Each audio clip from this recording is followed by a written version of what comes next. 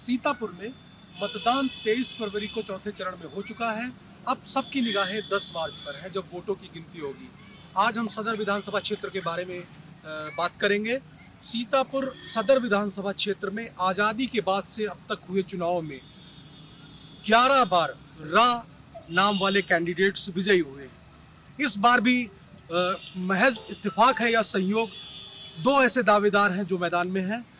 सीतापुर में रा का कितना प्रभुत्व रहा है, इसे जानने की कोशिश करते हैं। रा नाम वाले प्रत्याशियों की जीत का सिलसिला करीब 45 वर्ष पहले शुरू हुआ था। वर्ष 1977 में भाजपा प्रत्याशी राजेंद्र गुप्त विजयी हुए। वर्ष 1993 तक हुए 6 विधानसभा चुनाव में राजेंद्र गुप्त लगातार जीतते रहे। 1996 में कभी राजेंद्र गुप्त के नजदीकी रहे राधेश्याम जायसवाल ने उन्हें परास्त कर दिया। वर्ष 2012 तक लगातार विजय हासिल कर उन्होंने जीत का चौका जड़ा। उनका विजय रथ वर्ष 2017 में रा के आगे ही ठहरा। इस चुनाव में भाजपा प्रत्याशी राकेश राठौर ने उन्हें हराया। पहले 2 विधानसभा चुनाव में जीत हासिल करने वाली कांग्रेस इस सीट पर 48 वर्ष से जीत का इंतजार कर रही है। सदर सीट पर इस बार वैसे तो मैदान में 14 प्रत्याशी हैं, लेकिन नजरें रा नाम वाले प्रत्याशियों पर गड़ी हैं। सीतापुर में भाजपा के प्रत्याशी राठौर गुरु हैं, जबकि सपा ने राधेश्याम जायसवाल को मैदान में उतारा है। दोनों का नाम रा से शुरू होता है। इसके अलावा सबका दल यूनाइटेड से रामशंकर और निर्दल राकेश का नाम भी रा से ही शुरू होता है। अब देखना होगा कि 10 मार्च को मतगणना के बाद जीत का सेहरा किसके सिर बंधता है।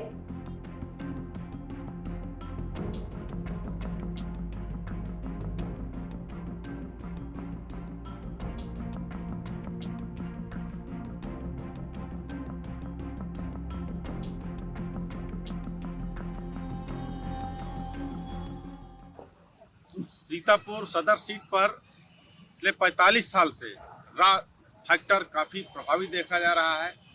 1977 से 2017 तक 11 चुनाव में रा नाम के उम्मीदवार की जीत हुई है और राजेंद्र गुप्ता लगातार 6 चुनाव जीते। उसके बाद राधेश्याम जायसवाल 4 चुनाव जीते। फिर 2017 में राकेश राठौर जीते। रा फैक्टर काफ़ी प्रभावी है और इस बार 10 मार्च को देखना होगा कितना और ये चलता है।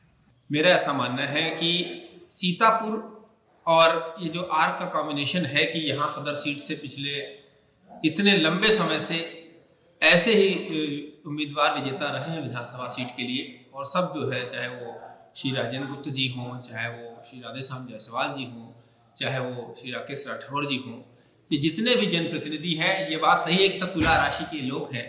लेकिन मेरा ये मानना है कि एकेडमिशियन के रूप में और पॉलिटिकल साइंटिस्ट के रूप में भी मैं समझता हूँ जहाँ तक ये कोइंसिडेंस है, क्योंकि जनप्रतिनिधि की जो सफलता है वो उसका एक ही आधार हो सकता है, वो है उसकी लोकप्रियता, उसकी समाज सेवा और उसके समाज में उसके प्रति क्या विजन या दृष्टिकोण है। तो सीतापुर में जो भी अभी तक जनप्रतिनिधि रहे हैं वो सभी बहुत लोकप्रिय रहे, मैं समझता हूँ।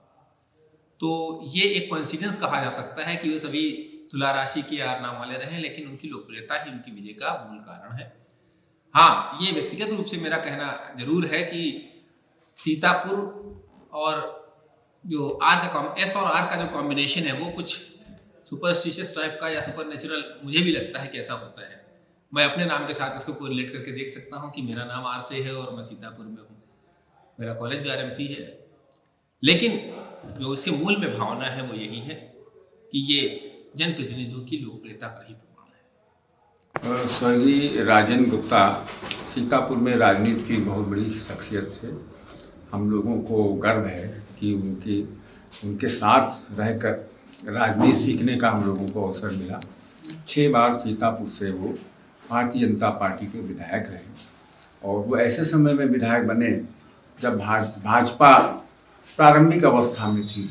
हम लोगों कार्यकर्ताओं के लिए बहुत ही प्रेरणा के स्रोत थे और उनको एक बार वो प्रदेश अध्यक्ष भी रहे भारतीय जनता पार्टी के।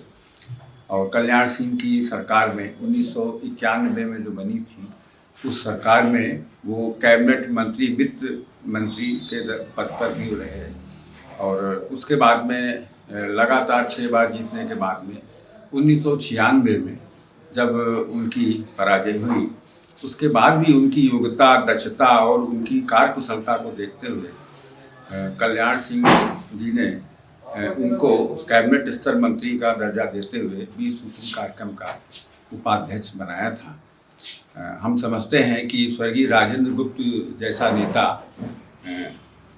लंबे समय से बाद हम लोगों को मिला था और उन्होंने कार्यकर्ताओं को जो रास्ता दिखाया है, हम लोग उनके रास्ते का अनुसरण करके आज भी भारतीय जनता पार्टी को आगे ले जाने का काम करते हैं।